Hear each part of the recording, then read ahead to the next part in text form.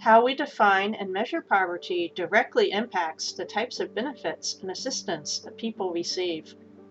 The stakes are high, and yet the way the U.S. defines poverty is significantly flawed. How did this come to be?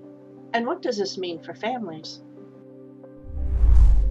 Poverty was not officially defined by the federal government until 1964, after the U.S. declared war on poverty. The government adopted a simple formula for poverty created by one economist based on a low-cost government food option. They estimated families spent 1/3 of their income on food, so they multiplied the cost of food by 3 to create the official federal poverty measure. Using this official poverty measure, the U.S. Census Bureau creates thresholds based on family income, the number of family members in the household, and the age of the family members to define who is considered to be in poverty. The same thresholds are used throughout the United States and do not vary based on the cost of living or where the family lives. Government agencies use these poverty thresholds to determine who is eligible for services and benefits such as food assistance programs, public health insurance, and housing subsidies.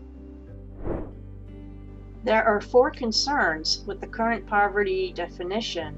It is inequitable, it is oversimplified, and it represents poverty as a binary measure, and it is incomplete. First, the blanket application of one single metric does not address long-standing inequities that drive disproportionate rates of poverty in certain communities due to structural inequities such as racism and classism.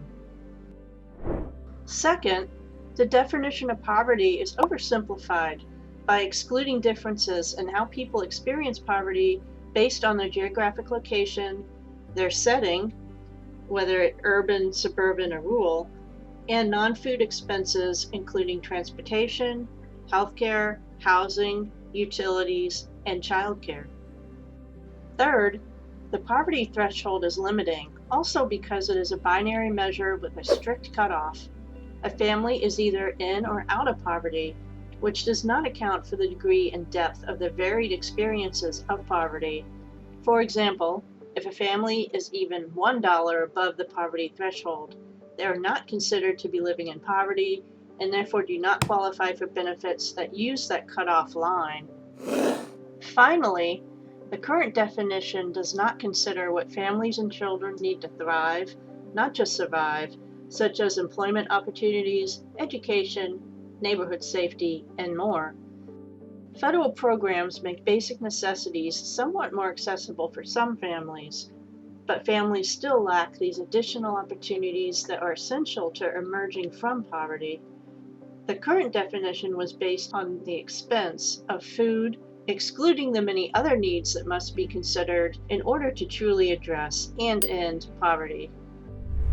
In 2011, the Census Bureau tried to address some of these issues by releasing the first ever supplemental poverty measure.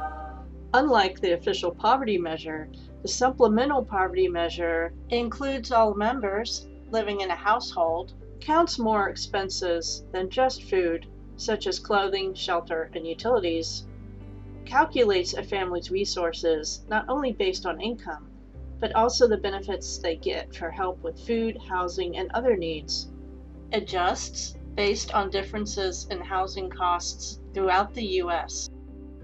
The supplemental poverty measure, now released annually, more closely mirrors families' experiences in poverty, but importantly, it is not used to determine eligibility for benefits and therefore does not impact families in the way that the official poverty measure does.